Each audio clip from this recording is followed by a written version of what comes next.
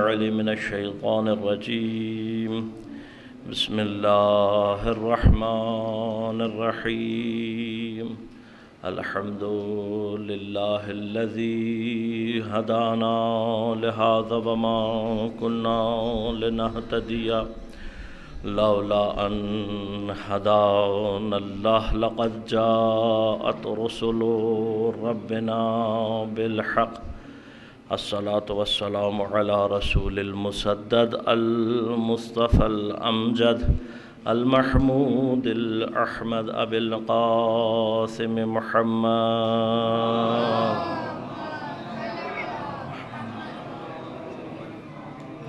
والصلاة والسلام على أسد الله الغالب غالب على كل غالب علي بن أبي طالب والصلاة والسلام على سيدة المعصومة المظلومة الطاهرة البتول بضعة الرسول فاطمة الزهراء سيدة نساء العالمين والصلاة والسلام على الحسن المجتبى والحسين المظلوم وأهل بيته الطيبين الطاهرين المعصومين المظلومين المنتجبين المنتخبين ولعنة الله على أعدائهم أجمعين أما بعد قال الله تعالى في كتابه الكريم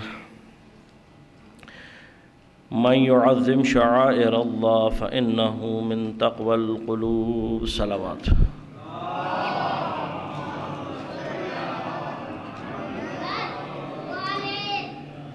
مومن کرام سامعین محترم احکام عزاداری کے عنوان سے ایک سلسلہ جو عزاداری سید الشہداء کے حوالے سے مختلف سوالات اور اس کے فہم کے حوالے سے گفتگو کہ جس کو جیسا کہ عزیز نے آپ کی خدمت میں عرض کیا کہ 6 حصوں میں تقسیم کر کے احکام عزاداری ہے، فلسفہ عزاداری ہے، اخلاق عزاداری ہے، عرفان عزاداری ہے، تاریخ و سیرہ کے اندر عزاداری، ان مختلف موضوعات میں تقسیم کر کے مختلف جہت سے عزاداری کے اوپر روشنی ڈالی جائے گی۔ جو میرے بندے کے حصے میں خدمت آئی ہے وہ یہ ہے کہ میں آپ کے سامنے احکام عزاداری کو بیان کر سکوں۔ کچھ چیزیں ایسی کہ جو فقہی اعتبار سے ہم عزاداری پر جس کی نگاہ کر سکتے ہیں۔ اس سے پہلے کہ میں فقہی اعتبار سے کچھ چیزیں عرض کروں آپ کی خدمت میں، مقدمتاً کچھ چیزیں عرض کرنا چاہوں گا کہ جو یقیناً آپ کی توجہ کا طلبگار ہوں اس سلسلے میں کہ آپ توجہ کریں گے۔ سب سے پہلے جو آیہ کریمہ میں نے آپ کی خدمت میں تلاوت کی سورہ حج کی آیت ہے فَمَن يُعَظِّمْ شَعَائِرَ اللَّهِ فَإِنَّهَا مِن تَقْوَى الْقُلُوبِ کہ شعائر اللہ کی تعظیم دلوں کے تقوی کا باعث ہے۔ تقوی ایمان کی ابتدا کا نام ہے۔ یا ایھا الذین آمنوا اتقوا اللہ حتی تقاتہ ولا تموتن الا وانتم مسلمون۔ ارشاد ہو رہا ہے پروردگار کا، اے کس سے؟ ایمان والوں سے، اے ایمان والوں تقوی الہی اختیار کرو حق تقاتہ ہی، جیسا کہ تقوی اختیار کرنے کا حق ہے، ولا تموتن الا وانتم مسلمون، اور دیکھو اس وقت تک نہ مرنا جب تک کہ تم مسلمان نہ ہو۔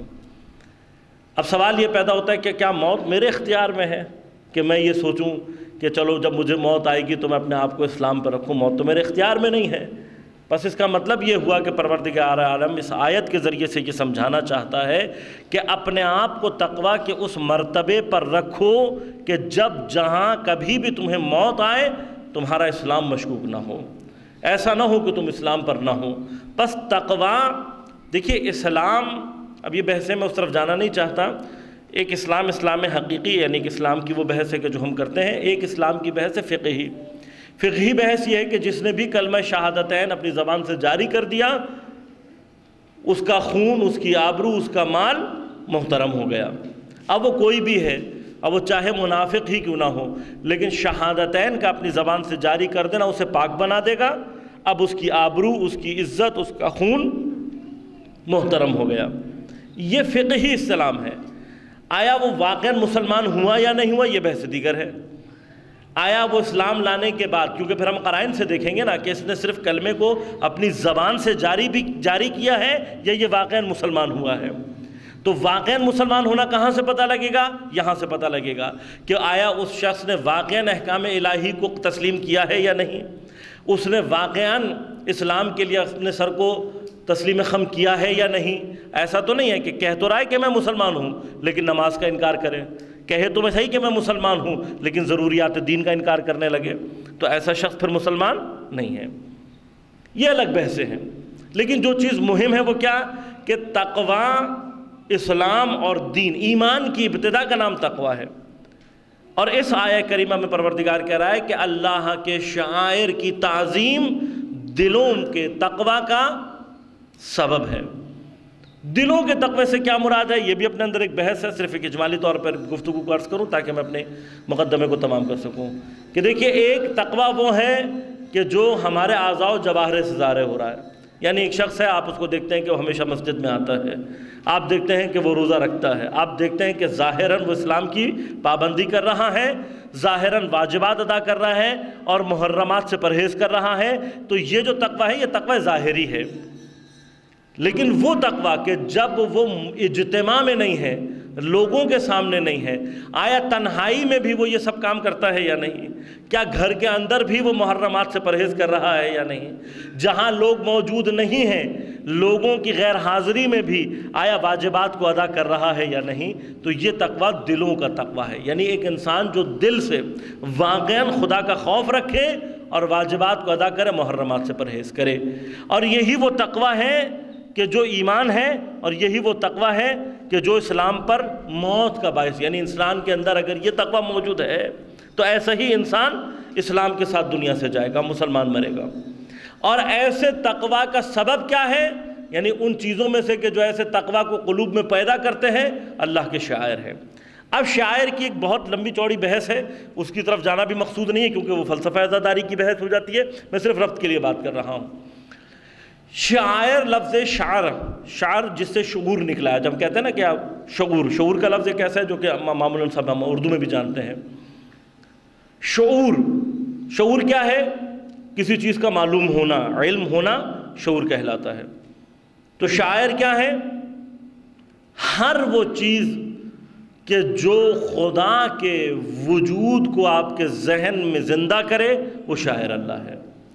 خوب، اب اس اعتبار سے اگر دیکھا جائے تو ہر شے، اسی لیے دیکھیے اب میں ایک فرق ہے جہاں پہ جو بتاؤں گا، کیا ہر شے کو پروردگار نے کہا کہ ہماری زمین و آسمان کے اندر آیات ہیں۔ آیت کا کیا مطلب ہوتا ہے؟ آیت کا مطلب ہوتا ہے نشانی۔ نشانی ہے یعنی کیا کہ وہ اللہ کے وجود کا پتہ دیتی ہے۔ پس ہر شے آیت تو ہے، لیکن ہر شے کو اللہ نے شاعر نہیں کہا۔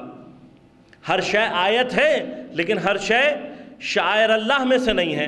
تو فرق کیا ہے؟ فرق یہ ہے کہ نشانی تو اللہ تعالیٰ کی ہر شے ہے، جب بھی انسان جس چیز میں غور کرے گا وہ آخر میں اس نتیجے پہ پہنچے گا اس کا بنانے والا کوئی ہونا چاہیے، اور پس وہ خدا کے وجود پر دلیل بنے گی۔ تو وجود پر دلیل بننے والی شے تو آیت ہو گئی۔ شاعر کیا ہے؟ شاعر یہ کہ نہیں، دلیل نہیں ہے، آپ کے ذہن میں اسی وجود کو تثبیت کرنے والی شے شاعر اللہ ہے۔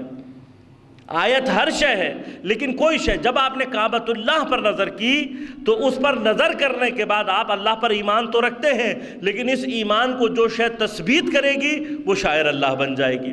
اب اللہ نے شاعر کن چیزوں کو قرار دیا، یہ بحث لمبی چوڑی ہے، لیکن اس میں سے جو اہم ترین شاعر ہے صفا مروہ کو، کیا صفا مروہ پہاڑیاں اللہ کا شاعر ہیں؟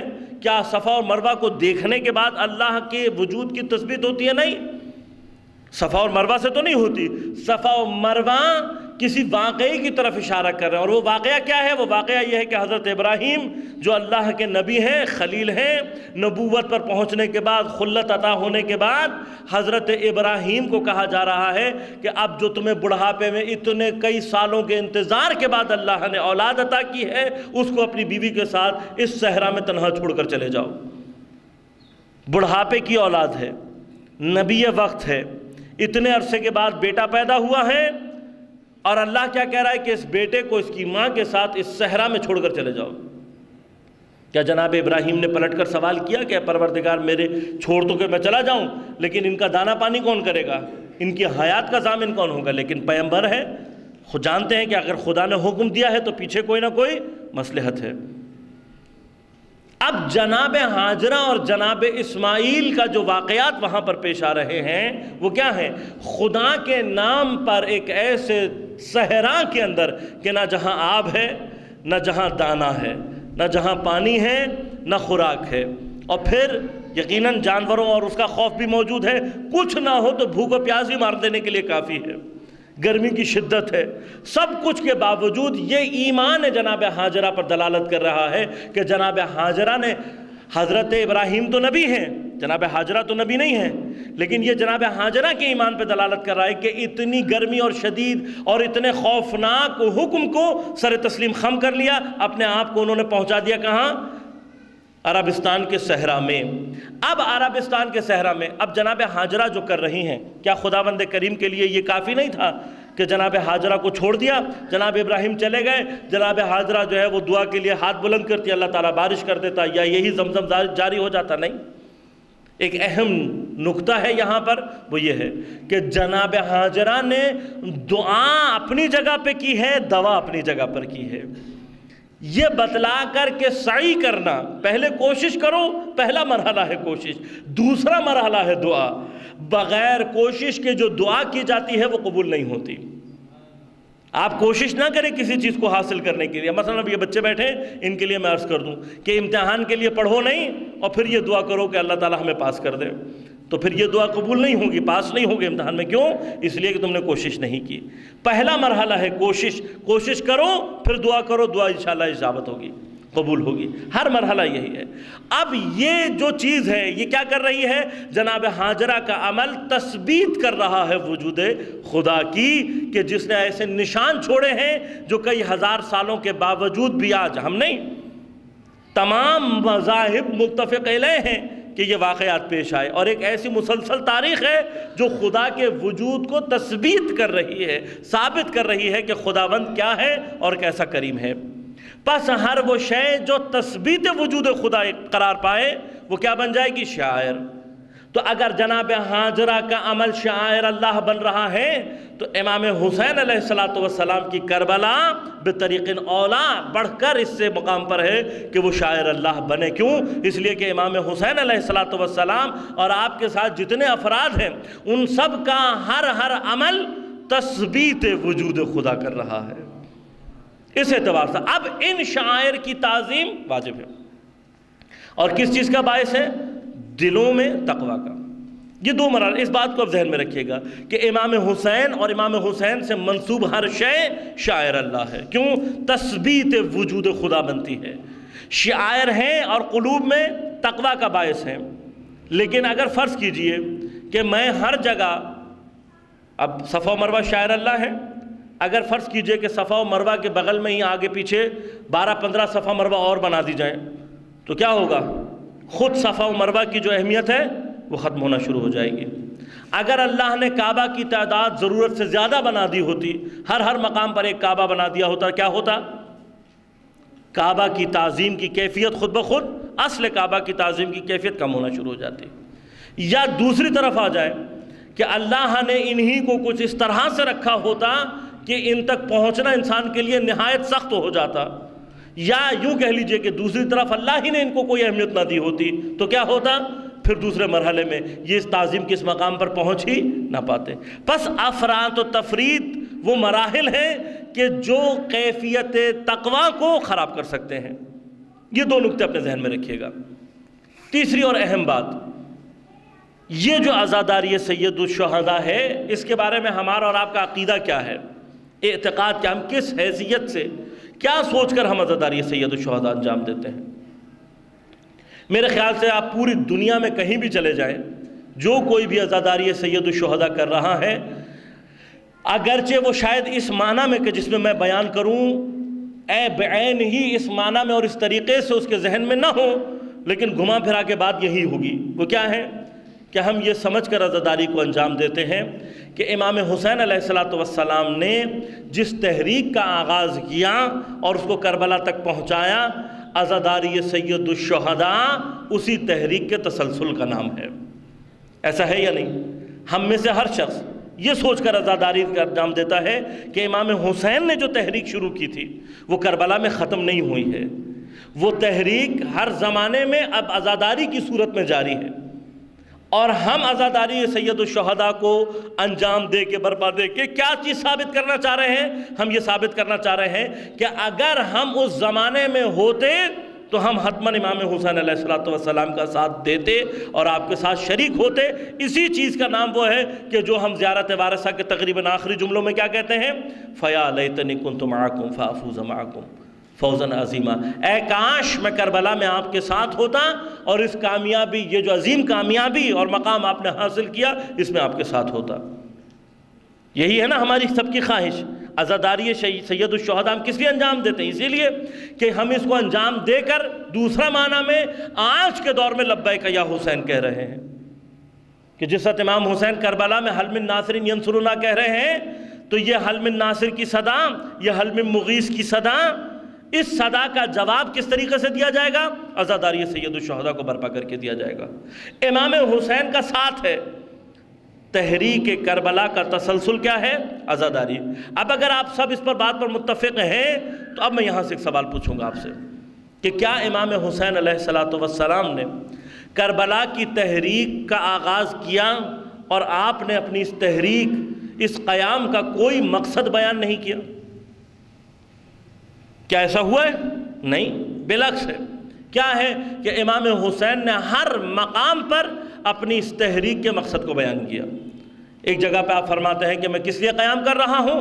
امر بالمعروف نہی عن المنکر کے لیے۔ پھر فرمایا کہ میں قیام کر رہا ہوں اپنے نانا کی سنت کے احیاء کے لیے۔ کسی مقام پہ فرمایا کہ اپنے بابا کی سنت، امیر المؤمنین علیہ السلام کی سنت کے احیاء کے لیے۔ کسی مقام پہ فرمایا کہ میں قیام کر رہا ہوں کس لیے؟ اصلاح امت کے لیے۔ کسی مقام پہ فرمایا کہ میں قیام کر رہا ہوں ظالم حکومت کے خلاف۔ یہ سب اہداف ہیں، یہ سب اہداف تھے امام حسین کے جو آپ نے مقام پر بیان کیے مختلف۔ پس اگر امام حسین کی تحریک کے مقاصد تھے تو پھر عزاداری کے بھی مقاصد وہی مقاصد ہونے چاہیے جو امام حسین علیہ السلام کی تحریک کے ہیں۔ امام حسین کی تحریک کا اگر تسلسل عزاداری ہے تو پھر عزاداری سے وہ اہداف حاصل ہونے چاہیے جو امام حسین علیہ السلام اپنی تحریک سے حاصل کرنا چاہتے تھے یا انہوں نے چاہا کہ وہ حاصل ہوں۔ بس اب اگر میں یہ جانا، دیکھیں دو خط ہیں نا کربلا میں، دو خط ہیں، ایک امام حسین کا خط ہے اور ایک مد مقابل خط ہے۔ اب اگر میں یہ دیکھنا چاہتا ہوں کہ میری عزاداری امام حسین کے خط پر ہے یا نہیں تو اس کا کوئی معیار ہونا چاہیے یا نہیں؟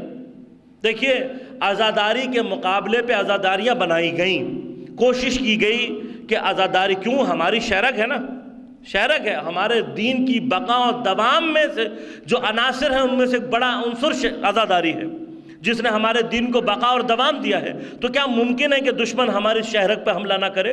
اس نے کیا، مختلف مقامات پر مختلف طریقوں سے عزاداری کو برپا کر کے یہ کوشش، اول تو یہ کوشش کی گئی کہ یہ ظاہر کیا جائے کہ ہم نے تو امام حسین کو قتل ہی نہیں کیا، ہم تو رو رہے ہیں امام حسین کے لیے۔ بعض مقامات پر کوشش یہ کی گئی کہ عزاداری کو اس طرح سے رکھ دیا جائے کہ وہ شیعوں کے پاس سے ختم ہو جائے، شیعوں کی عزاداری کو روکنے کی کوشش کی گئی۔ اس طرح کے بہت سارے کام کیے گئے۔ دیکھیے قرآن میں آپ سب بزرگوار جانتے ہوں گے، بچے شاید ابھی اس بات کو اتنا درک نہ کر سکیں کہ قرآن میں ایک مسجد کا ذکر آیا ہے جس کو مسجد زرار کہتے ہیں۔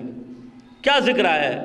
کہ مسجد زرار ایک مسجد تھی کہ جس کی بنا رسول کے دور میں بنا نفاق اور تفرقے پہ رکھی گئی تھی۔ اللہ نے کیا کہا، اے رسول نہ صرف اس میں قیام نہ کرو، اس میں نماز نہ پڑھو، بلکہ کیا، اس مسجد کو گرا دو۔ کیوں؟ اس لیے کہ یہ مسجد الہی کے مقابلے پہ ایک ایسی مسجد ہے کہ جو نفاق و تفرقے کے لیے۔ پس اگر اللہ کے گھر مسجد کے اندر یہ کیفیت موجود ہے کہ دشمن اصل مسجد کے مقابلے پر ایک ایسی مسجد بنا رہا ہے کہ جس کے ذریعے سے وہ نفاق و تفرقہ پیدا کرے، تو پھر آپ تصور کر سکتے ہیں کہ مجلس امام حسین میں اس نے یہ نہ کیا ہو، اس نے امام حسین کی حقیقی مجلس کے مقابلے پر ایسی مجلسوں کا انعقاد نہ کرنا چاہا ہو کہ جو تفرقہ و نفاق پھیلانے والی ہوں۔ تو اب مجھے کیسے پتہ لگے گا کہ یہ مسجد مسجد زرار ہے اور یہ مسجد مسجد حقیقی ہے؟ تو کہاں یہ دیکھو کہ بنانے والے اس سے کیا فائدہ حاصل کرنا چاہ رہے ہیں، اس مسجد کا مقصد کیا ہے، یہ مسجد تمہیں کس طرف لے کے جا رہی ہے۔ اگر اس مسجد کے پیشانی پہ فلاں فرقے کا نام لکھا ہے، فلاں قوم کا نام لکھا ہے، تو سمجھ لو کہ یہ تمہارے لیے اللہ کی مسجد نہیں ہے۔ جناب بہلول کے زمانے کا واقعہ ہے کہ ایک صاحب کی منت تھی، کیا تھا، انہوں نے مسجد بنائی اور اس مسجد کے پیشانی پہ بڑا بڑا اپنا نام لکھوانے کی انہوں نے کتبہ لگوایا، فلاں صاحب کی مسجد۔ تو بہلول نے آگے کتبہ دیکھا اور پوچھا کہ یہ مسجد کس کی مسجد ہے؟ کہا اللہ کی ہے۔ کہا اللہ کی ہے واقعاً؟ کہاں؟ کہا اللہ کے لیے بنائی؟ کہاں؟ اب جب اگلی صبح ہوئی تو دیکھا ان صاحب کی جگہ بہلول کی تختی لگی ہوئی ہے، مسجد بہلول۔ اب وہ ڈھونڈتے پھرے، بہلول کو پکڑ لیا، قاضی کے پاس لے گئے اور کہا کہ یہ دیکھیے اس نے کیا کیا۔ کہا کیا کیا؟ کہا اس نے ہمارے نام کا کتبہ ہٹا کے اپنے نام کا کتبہ لگا دیا۔ کہا بہلول تم نے ایسا کیا؟ کہاں؟ کہا کیوں کیا؟ کہا یہی اس سے پوچھو، کل یہ کہہ رہا تھا کہ مسجد اللہ کے لیے بنائی ہے۔ تو کہنے لگا ہاں اللہ کے لیے بنائی، لیکن بنائی تو میں نے ہے۔ اس نے کہا دیکھو بنائی تو تم نے ہے، لیکن کیا خدا نہیں جانتا کہ یہ تم نے بنائی ہے یا میں نے بنائی ہے؟ میرے یا تمہارے نام سے کیا فرق پڑتا ہے؟ لوگوں کو فرض کرو لوگوں میں مشہور ہو جائے کہ یہ بہلول نے بنائی ہے، خدا کو تو نہیں دھوکہ دیا جا سکتا نا، خدا کو تو پتا ہے۔ اگر تو نے للہ بنائی ہے مسجد تو پھر میرا نام ہو یا تیرا نام ہو تجھے کیا فرق پڑتا ہے یا نہیں؟ یہی خلوص کی سب سے بڑی مسئلہ۔ سب سے کسی بھی مجلس کا نہیں بات کر رہا، کسی بھی عبادت یا کسی بھی عمل میں اگر سامنے والے کے خلوص کا امتحان کرنا ہے تو یہ بہترین طریقہ ہے۔ اگر وہ اس بات سے سٹ پٹا رہا ہے کہ میرا نام کیوں نہیں آیا، تو سمجھ لیجئے کہ مجلس یا جو بھی کام ہے وہ امام یا اللہ کے نام پہ نہیں کیا گیا، اپنے نام پہ کیا گیا۔ اب اسی طرح سے مجلس میں دیکھنا یہ ہے کہ یہ مجلس برگزار کس لیے ہوئی ہے۔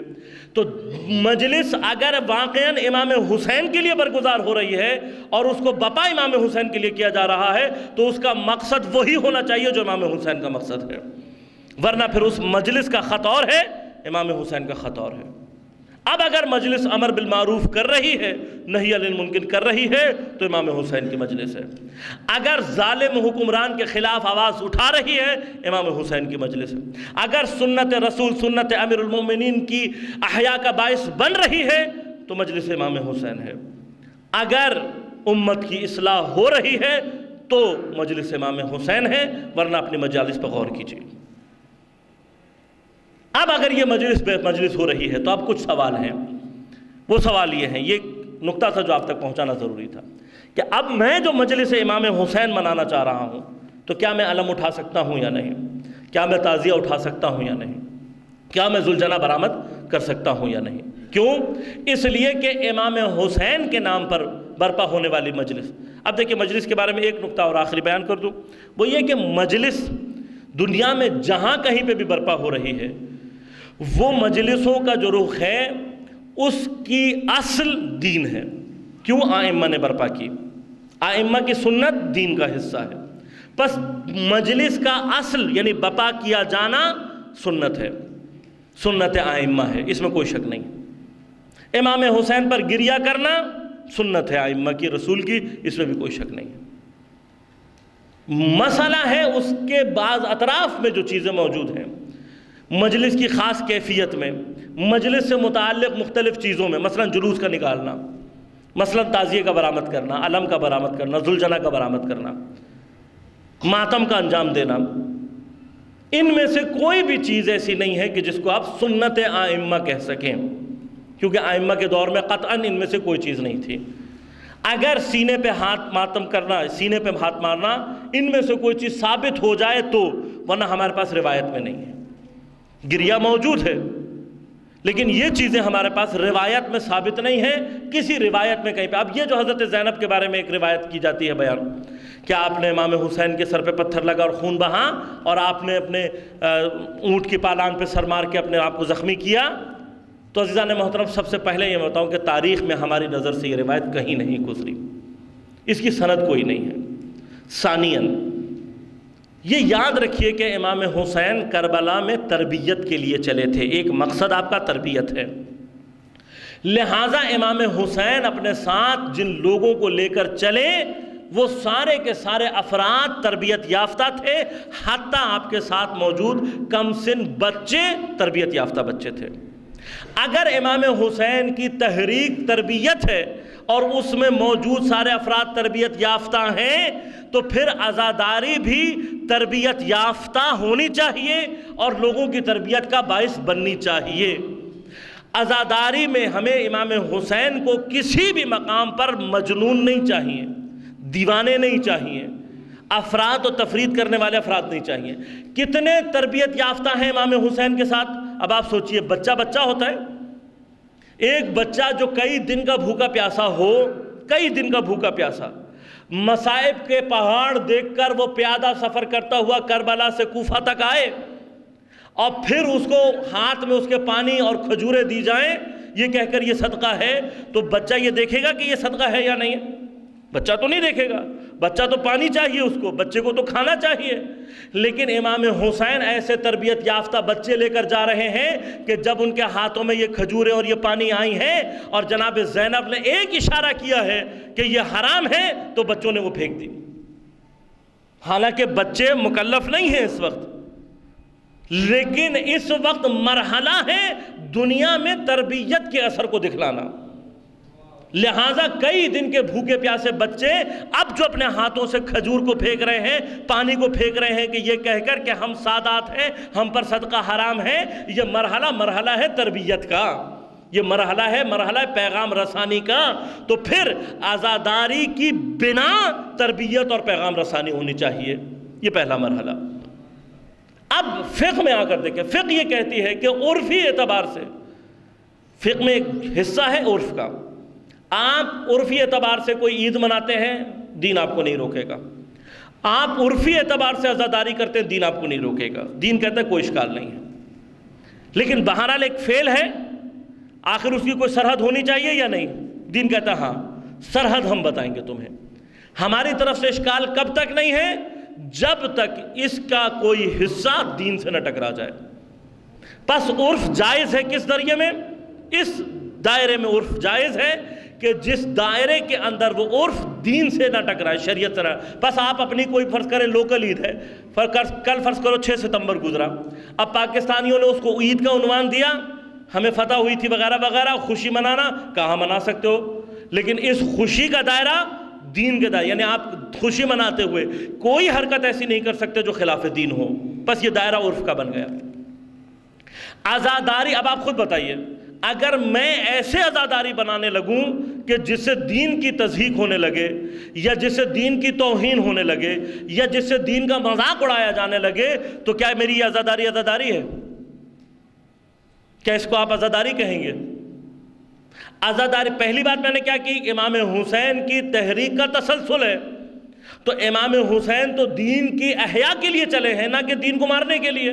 لہذا عزاداری کا پہلا اصول احیاء دین ہونا چاہیے، خلاف دین نہیں ہونا چاہیے۔ عرف میں جو بھی عزاداری آپ انجام دیں گے اس کا دائرہ احیاء دین کے دائرے کے اندر رہنا چاہیے، اس کا دائرہ ایسا ہو کہ وہ باعث توہین مذہب قرار نہ پائے۔ اب میں علم نکال رہا ہوں، میں نے تعزیہ نکالا، میں نے ذوالجناح نکالا۔ جب ہم نے فقہا سے سوال کیا، اب مختلف جوابات ہیں، خلاصہ پیش کر رہا ہوں۔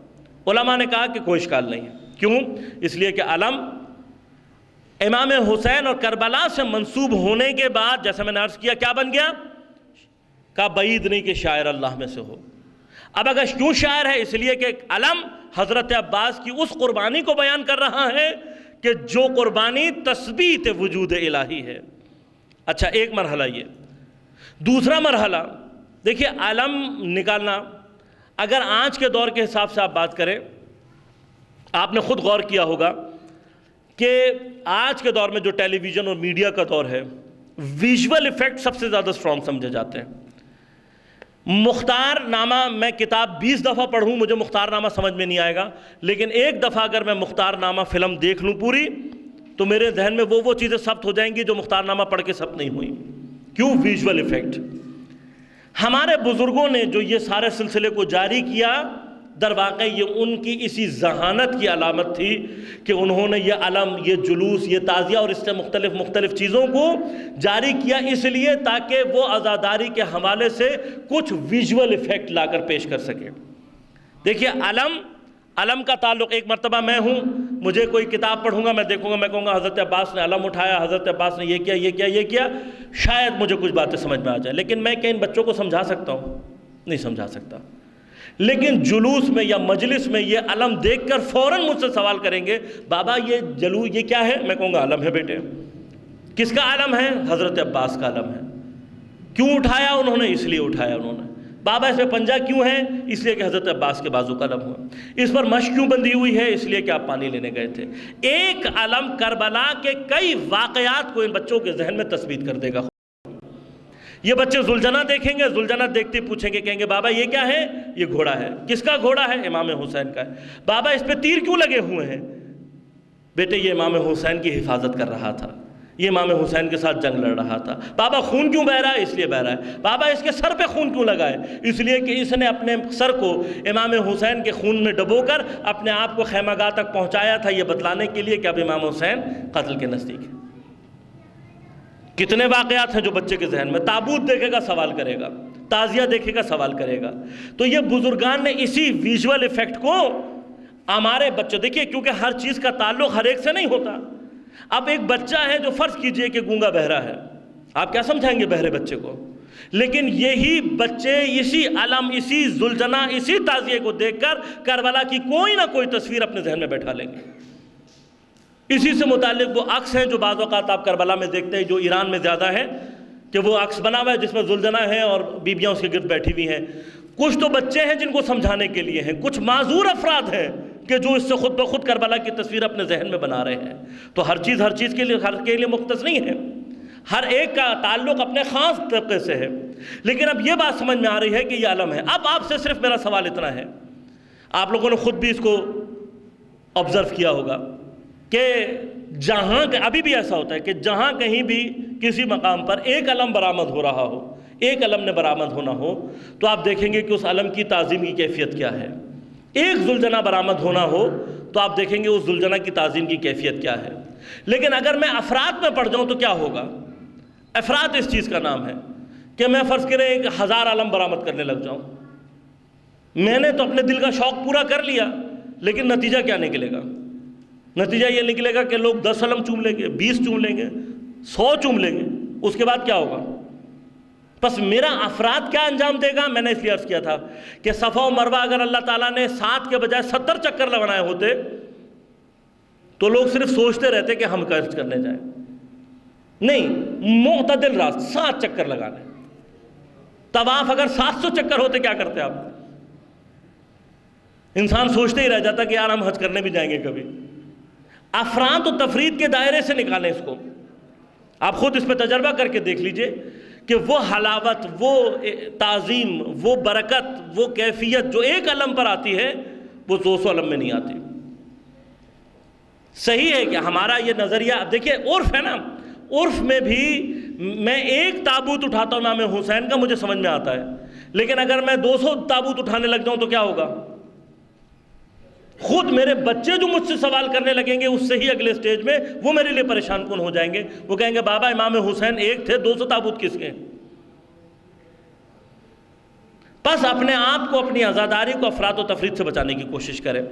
علم، تعزیہ سارے کے سارے شاعر اللہ ہیں، لیکن ان کی تقدیس، ان کا احترام افراد و تفرید اسے خراب کر دے گا۔ تفرید یہ ہے کہ میں علم کو دیکھوں لیکن اس کا کوئی احترام نہ کروں، نہیں، شاعر اللہ کا باعث ہے۔ تابوت دیکھوں اس کا احترام نہ کروں، خود بخود یہ مجھے دین کے دائرے سے نکال دے گا۔ کس طرح سے؟ کہ یہی باعث بنے گا کہ میرے دل میں تقویٰ کی کیفیت پیدا ہونا بند ہو جائے گی۔ دوسرا مرحلہ، ہمارے پاس بعض جگہوں پر، بعض ہندوستان میں بھی ہوتا ہے، عرب میں بھی ہوتا ہے، ایران میں بھی ہوتا ہے، ہمارے نوجوان دیکھتے ہیں پھر سوال کرتے ہیں کہ بعض موسیقی کے آلات استعمال ہوتے ہیں، انڈیا میں بھی رائج ہے، عرب میں بھی ہیں، پاکستان میں نسبتاً کم ہے۔ تو وہ سوال کرتے ہیں کہ یہ جو مثلا ڈھول بج رہا ہے یا کیا چیز بج رہی ہے، یہ جائز ہے یا نہیں؟ تو بعض علماء ایسے ہیں کہ جنہوں نے تفریق نہیں کی، وہ حلال اور حرام کی تفریق نہیں کرتے موسیقی کی قسموں میں، لہذا وہ کہتے ہیں کہ جس بھی صورت میں حرام ہے۔ لیکن اکثر علماء نے موسیقی میں دو تقسیمیں کی ہیں، ایک حلال اور ایک حرام۔ وہ موسیقی جو لہو و لعب میں شمار ہوگی وہ حرام موسیقی ہے۔ اس بنا پہ کہا کہ وہ آلات اور وہ چیزیں کہ جو حرام موسیقی میں استعمال ہوتی ہیں، اگر ان کو عزاداری میں استعمال کیا جائے تو حرام ہے۔ اب مثلا مثال میں دے رہا ہوں کہ کوئی بیس گٹار لے کر آ جائے، بیس گٹار حتماً لہو و لعب ہے۔ اب میں عزاداری میں کوئی بھی ٹون ہو، کچھ بھی ہو، بیس گٹار سے اگر کر رہا ہوں تو وہ حرام ہے، چاہے جیسے بھی ہو، کیونکہ وہ مخصوص ہے لہو سے۔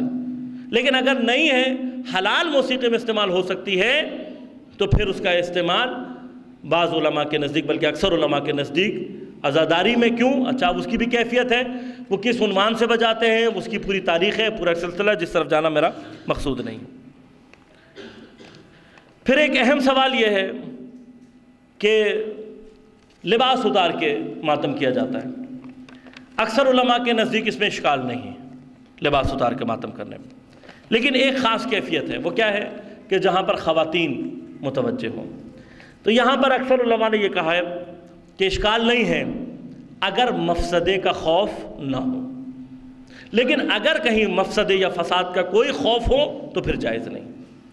لیکن ایک نکتہ میں عرض کرنا چاہوں گا خود سے، وہ یہ ہے کہ میں نے خود بھی ماتم کیا ہے، ہر طرح کا ماتم کیا ہے، ہر طرح کا ماتم۔ ایک چیز جو میں اپنے خود ماتم داروں سے سوال کرنا چاہوں گا وہ یہ ہے کہ آیا قمیض اتار کر ماتم کرنے سے کیا کیفیت حزن اور کیفیت عزاداری میں اضافہ ہوتا ہے یا نہیں؟ اگر آپ کے نزدیک ہوتا ہے تو آپ کیجئے، لیکن اگر آپ کے نزدیک نہیں ہوتا، یعنی میں قمیض اتاروں یا نہ اتاروں، اس حزن کی کیفیت میں، ماتم کی کیفیت میں، عزا کی کیفیت میں اگر کوئی فرق نہیں پڑتا تو بہتر ہے کہ لباس پہن کے کیا جائے، کیونکہ قمیض مطلب جو جتنے بھی انسان کی قمیض ہے وہ اتنی موٹائی نہیں ہوتی کہ وہ اس کے ماتم کے اثر کو اس کے سینے پہ نہ ہونے دے۔ اس طرح کی میں تقریباً میرا اپنا تو کوئی جتنا میرا اپنا تجربہ اس میں نہیں ہے، تو اگر تو آپ کے حساب سے اثر انداز ہوتی ہے یہ بات تو آپ کو اختیار ہے اس میں۔ علماء کے نزدیک صرف مفسدہ مسئلہ ہے کہ جہاں یہ پھر اب آپ کو توجہ کرنی چاہیے کہ جہاں پر آپ یہ دیکھیں کہ مفسدے کا خوف ہو سکتا ہے، مثلاً کہ آپ نے دیکھا کہ ہم جہاں ماتم کرنے جا رہے ہیں وہاں پر نوجوان خواتین کی تعداد بہت زیادہ ہے، تو وہاں احتیاط کیجیے، اس لیے کہ وہاں مفسدے کا خوف ہے۔ لیکن جہاں آپ نے دیکھا نہیں معتدل طبقہ ہے، کوئی ایسا مسئلہ نہیں ہے، تو پھر وہاں کوئی اشکال علماء کے نزدیک نہیں ہے۔ ایک اور سوال عزاداری کے حوالے سے جو بہت زیادہ پیش آتا ہے وہ ہے نماز اور عزاداری کا۔ اب جلوس ہے اور نماز کا وقت آ گیا، یا عزاداری چل رہی ہے اور فجر کا وقت آ گیا، وغیرہ وغیرہ، اس طرح کے موقع پیش آتا ہے۔ دیکھیے یہ اتنا واضح سا سوال ہے میرے حساب سے کہ میں صرف اتنا تمام عزادار جہاں جس طبقے سے جیسے بھی ہیں ان سے صرف یہ سوال کروں گا کہ اگر آپ نے عزاداری میں اور نماز کے درمیان، اول تو کانفلکٹ ہونا ہی نہیں چاہیے، سوال کوئی اختلاف ان دونوں میں پیدا ہونا ہی نہیں چاہیے۔ کیوں؟ اس لیے کہ وہ عزاداری جو نماز سے اختلاف پیدا کر رہی ہے وہ عزاداری نہیں ہے، وہ عزاداری جو نماز سے اختلاف پیدا کیوں؟ اچھا دوسری بات، پھر آئیے ہم اس عزاداری اور نماز کے مسئلے میں خاص طور پہ امام حسین علیہ السلام کی اقتدا کرتے ہیں کہ امام نے کیا کیا۔ ایک نماز کربلا کے درمیان میں آئی، کربلا کے عین درمیان میں واقع ہوئی ہے، اس کے حوالے سے امام حسین کا کیا بیہیویئر ہے، کیا روش، کیا طریقہ ہے، جو امام نے کیا ہمیں بھی وہی کرنا چاہیے۔ ہم نے یہ دیکھا کہ امام نے نماز کو فوقیت دی، امام نے جنگ کو روکا، امام نے مہلت نماز طلب کی۔ یہ سارا عمل امام کا کیا بتلا رہا ہے کہ جس کام کا اصل امام آئے کس لیے؟ امام آئے ہی نماز کے قیام کے لیے ہیں۔ عزاداری ہے کیا؟ عزاداری ہے ہی نماز کا قیام۔ اب آپ سوچئے کہ وہ عزادار جو تھوڑی سی جیسے ہی اللہ اکبر کی آواز سنے نماز پر پہنچے، خود امام حسین علیہ السلام کی نگاہوں میں اس عزادار کا کیا مقام ہوگا؟ خود آپ کیوں سعید اتنے بے چین ہیں ظہر کی نماز کے لیے کہ ابھی ظہر کا وقت داخل ہوا چاہتا ہے، یعنی داخل نہیں ہوا اور وہ دوڑ کے پہنچ گئے امام کے پاس کہ مولا نماز ظہر کا کیا ہوگا۔ ایسا نہیں ہے کہ خدا نہ خواستہ بعض علماء اس طرح سے ممبر سے پڑھ جاتے ہیں کہ امام حسین غافل، نہ، امام اصلا غافل نہیں ہو سکتا نماز سے۔ سعید کی اجلت ہے کہ نماز کے وقت سے پہلے پہنچ گئے ہیں، اور اس پر بھی امام کیا کہہ رہے ہیں؟ سعید کو شاباش دے کر کہہ رہے ہیں، خوشاباش، یعنی امام ایسے ساتھی پر خوشی کا اظہار کر رہے ہیں کہ جو نماز کے بارے میں فکر مند ہے۔ تو پس ایک سنت سمجھ میں آ گئی کہ عزاداری امام حسین، تحریک امام حسین میں امام حسین کے نزدیک وہ ساتھی پسندیدہ ہیں جو اس عمل کے دوران نماز کی طرف فکر مند ہو۔ یہ ہمیں سمجھ میں آ رہا ہے، امام حسین کے عمل سے سمجھ میں آ رہا ہے۔ تو پھر سعید جب نماز شروع ہوئی تو جناب سعید نے کیا کیا کہ وہی سعید جو نماز کے لیے بے چین تھا، جب اس نے دیکھا کہ امام حسین کے درمیان میں اور گھوڑے کے درمیان میں کچھ جگہ خالی ہے، اپنے آپ کو اس جگہ پہ امام حسین کے سامنے کھڑا کر دیا۔ اور جب تیروں کی برسات ہوئی تو سارے تیر آ کر سعید کو لگ رہے ہیں، امام حسین کو اس نے تیر نہیں لگنے دیا۔ وہی سعید جو نماز کے لیے بے چین تھا، اب جیسے ہی امام نے نماز تمام کی، وہاں سعید کی ہمت تمام ہوئی۔ امام نے جن کچھ لوگوں کو امام نے اپنی آغوش میں لیا ہے، جن میں سے ایک جناب سعید ہیں، اور سعید آغوش میں آ کر یہ پوچھ رہے ہیں، کہہ رہے ہیں مولا نماز ہو گئی؟ کہا سعید تم قیامت کے دن بھی اسی طرح سے ہمارے آگے ہو۔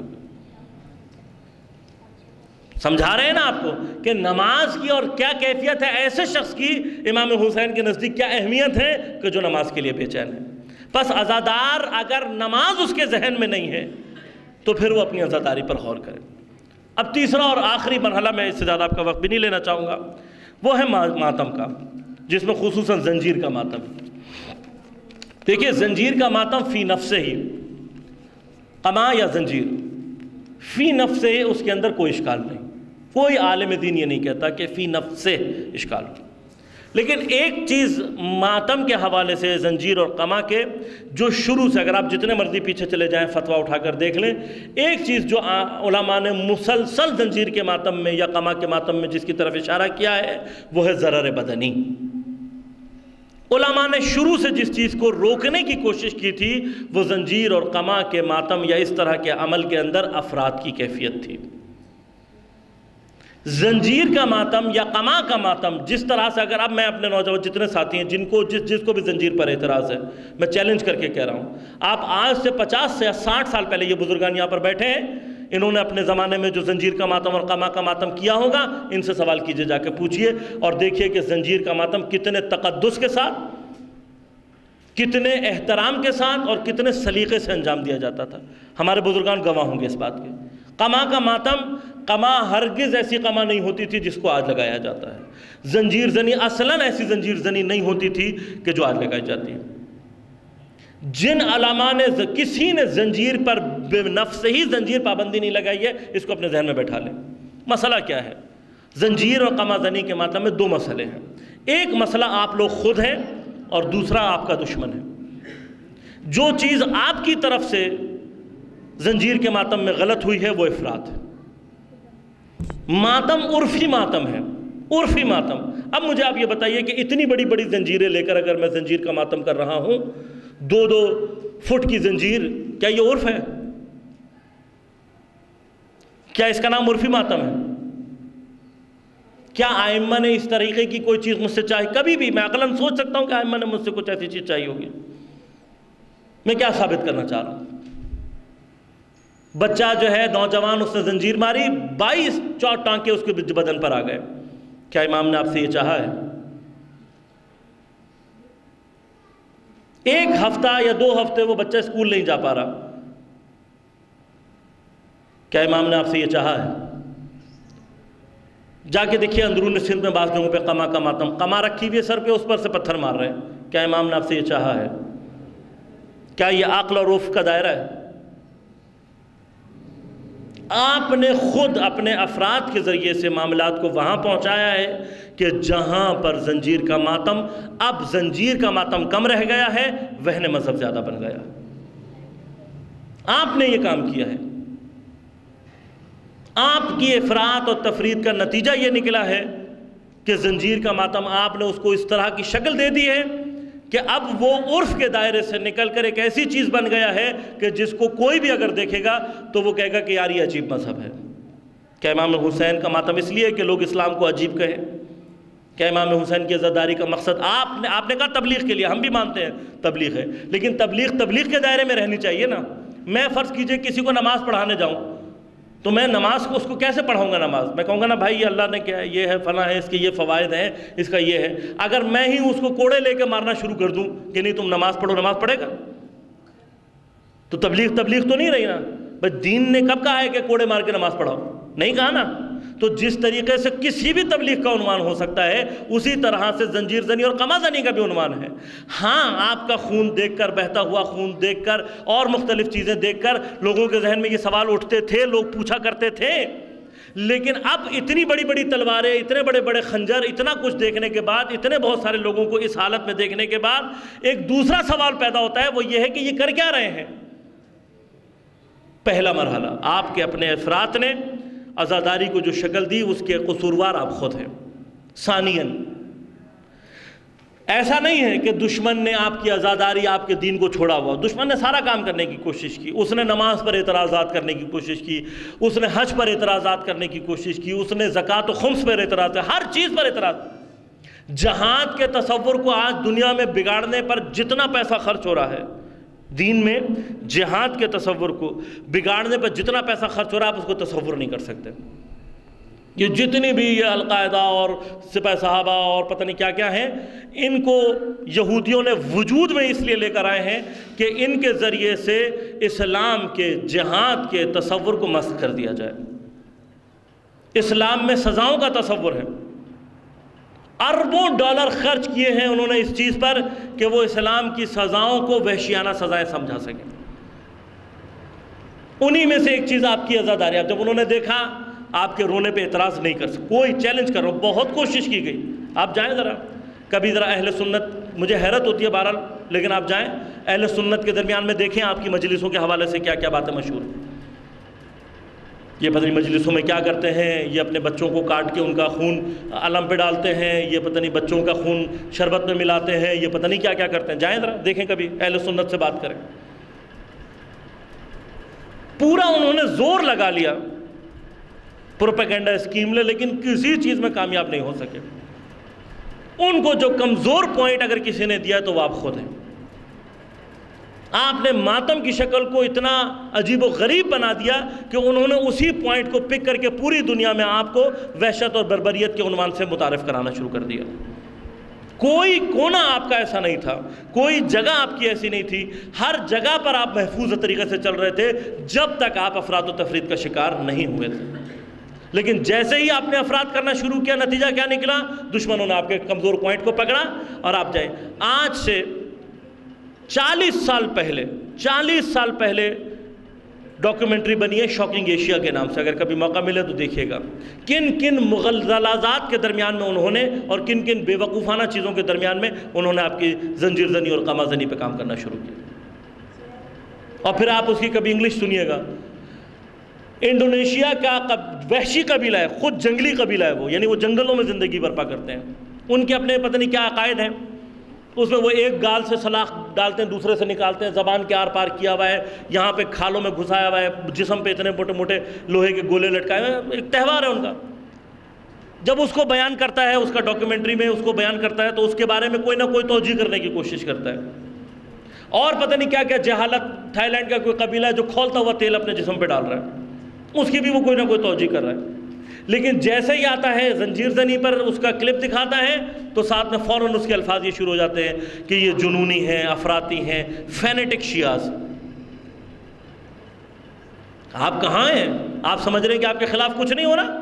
کبھی آپ جائیں ویسٹرن میڈیا پہ جا کر دیکھیں کہ آپ کے ساتھ کیا ہو رہا ہے۔ اہل سنت برادران تو ان کاموں میں ہمیشہ 2 قدم آگے رہے ہیں ان سے، لیکن ویسٹرن میڈیا آپ کے ساتھ کیا کر رہا ہے آپ آگے دیکھیں اس کو۔ کیوں؟ اس لیے کہ وہ چاہتے یہ ہیں کہ اب دنیا میں، افریقہ میں کتنی تیزی سے تشیع پھیل رہی ہے آپ کو اندازہ ہے؟ غرب میں کتنی تیزی کے ساتھ تشیع پھیل رہی ہے آپ کو اندازہ ہے؟ دوسرے شرق میں، چائنا وغیرہ میں، اس مختلف علاقوں میں تشیع پھیل رہی ہے آپ کو اندازہ ہے؟ کیا چیز ہے جو وہاں پر آ کے رکتی ہے؟ وہ یہی چیز ہے، آپ کی افراط و تفریط۔ وہ تصویریں، وہ کلپ جو دکھا کے کوشش کی جاتی ہے کہ لوگوں کو تشیع سے، کوشش یہ کی جاتی ہے کہ یہ مجلس میں نہ بیٹھے۔ کیوں؟ اس لیے کہ یہ مجلس میں بیٹھ گیا یا شیعہ ہو کے اٹھے گا۔ انہی چیزوں سے، آپ کی انہی چیزوں کو آپ اہل سنت اختیار کر رہے ہیں، کس لیے؟ تاکہ اپنے بچوں کو روک سکیں۔ میرا سوال آپ سے، کیا زنجیر جزو دین ہے؟ جزو دین ہے؟ کیا قامہ جزو دین کا جز تو نہیں ہے؟ صرف عزاداری سید الشہداء کے دائرے میں لا کر تب کسی عنوان سے، آپ رجا کے عنوان سے شاید اس کے لیے ثواب کو بیان کے، ورنہ استحباب بھی نہیں ہے آپ کے پاس، کیونکہ کسی امام کا عمل نہیں ہے، نہ ہمارے پاس تائید ہے کسی امام کی۔ جو عمل حتیٰ جزو دین نہیں ہے، اس پر آپ کے افراط و تفریط، دشمن کی سازشوں کے بعد اب اگر کوئی مرجع یہ کہہ رہا ہے کہ بھائی آج کل یہ وہن مذہب بن رہا ہے، تو بجائے اس کو ترک کرنے یا روکنے یا اس کو معتدل کرنے میں، نہیں کہتا کوئی عالم آپ سے یہ نہیں کہہ رہا کہ آپ روک دیں ایک دم سے، وہ یہ کہہ رہے ہیں اس کو معتدل کریں، آپ توہین مذہب کے دائرے سے باہر نکالیں، کوئی عالم دین آپ پر اشکال نہیں کرے گا۔ تو کام تو ہماری طرف سے خراب ہے نا، ان کی طرف سے تو نہیں ہے۔ اور پھر اس بات کو سمجھنے اور سنوارنے کے بجائے اب اگر ہم اس پہ دوسرا رخ اختیار کر لیں تو بھی دوبارہ غلطی ہمارے پاس۔ خدا نخواستہ علماء کے خلاف گفتگو کرنا، ان کے خلاف لفظ استعمال کرنا، آپ کیا سمجھتے ہیں کہ امام زمانہ تشریف لا کر آپ سے سوال نہیں کریں گے؟ جن افراد کو امام نے کہا ہے کہ یہ تمہارے اوپر اسی طرح سے حجت ہے جس طرح سے ہم ان کے اوپر حجت ہیں اللہ کی، جو امام کی حجت ہے ان کے لیے اس طرح کے لفظ استعمال کرنا، اس لیے کہ وہ آپ کو توہین مذہب سے، وہ نہیں کہہ رہے کہ ماتم سے روکو، وہ کہہ رہے ہیں ماتم کا وہ حصہ جو توہین مذہب بن رہا ہے اس سے اپنے آپ کو روکو۔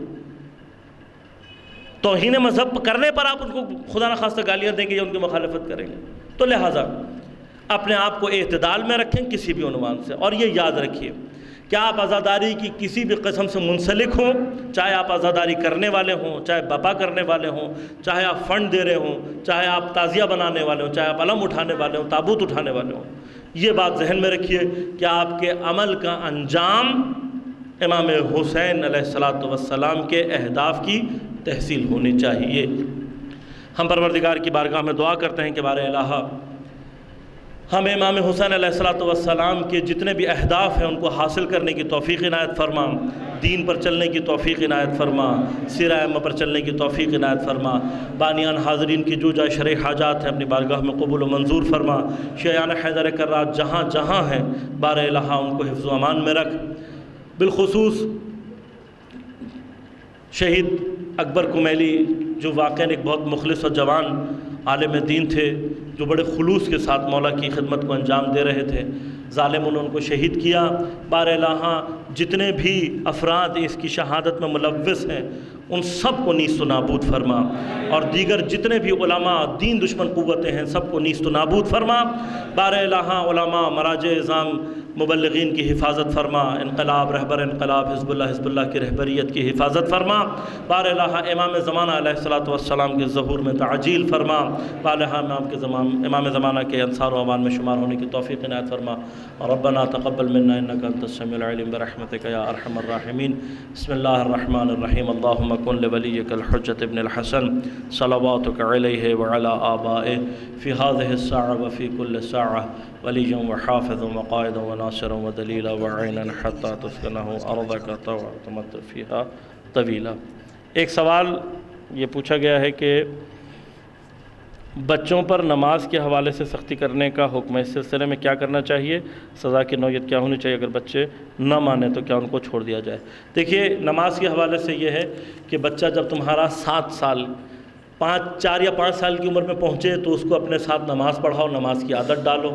7 سال کی عمر سے بچے کے اوپر نسبتاً سختی کرو، اور 10 سال کی عمر سے اگر بچہ بالا اوپر کی طرف نماز نہ پڑھے تو اس پر سختی کی کیفیت نوعیت جو ہے وہ اس میں آپ پٹائی، اب پٹائی کی حد دین میں صرف یہ ہے کہ اس کو کوئی ضرر بدنی نہ پہنچے، ضرر بدنی نہ ہو، اس کا کوئی نقصان جسمانی نقصان اس کو نہ پہنچے، اس حد تک پٹائی بچے کی جا سکتی ہے۔ اور کیفیات اور بھی مختلف ہیں، ایک وقت کا کھانا روکا جا سکتا ہے وغیرہ وغیرہ، اس طرح کی دوسری یعنی اس کی کچھ جو فیسلٹیز ہیں ان کو کم کرنے کے ذریعے سے بچے کو، مثلا اگر یہ بچے بیٹھے ہیں یہ اگر نماز نہ پڑھیں تو بلکہ والدین کو حق حاصل ہے کہ ان کو چپس نہ کھلائیں، ان کو بوتل نہ پینے دیے جائیں، ان کی جو جیب خرچ ہے اس کو روکا جا سکتا ہے۔ اس نوعیت کی جتنی بھی سزائیں ہیں ان کو انجام دیا جا سکتا ہے۔ المہدی ایجوکیشنل سوسائٹی پیش کرتا ہے بچوں اور بڑوں کے لیے دلچسپ موضوعات پر مبنی مختلف علماء کرام کے ایک نئے تربیتی انداز کے ساتھ زبردست ڈیزائن اور تفریحی مقامات پر آؤٹ ڈور لیکچرز، جس میں میڈیا کی بڑھتی ہوئی خرافات اور دور حاضر کو مد نظر رکھتے ہوئے بچوں کی تربیت، گفتگو میں اخلاقی معیارات، گھریلو زندگی میں پیش آنے والے مسائل اور ان کا حل، ملت تشیع کو اندرونی اور خارجی خطرات اور ان سے آگاہی، اور اس طرح کے مختلف موضوعات کو جدید طرز اور خوبصورتی کے ساتھ پیش کیا گیا ہے۔ اس کے علاوہ ہفتے وار تربیتی و فکری درس فوراً بعد نماز مغربین قبل السیارت امامیہ امام بارگاہ جعفر طیار میں پابندی کے ساتھ منعقد کیے جاتے ہیں، تاکہ نئی نسل کی نہ صرف علمی بلکہ فکری سطح کو بھی بلند کیا جا سکے۔ آج ہی ہماری ویب سائٹ کا وزٹ کریں www.almehdies.com۔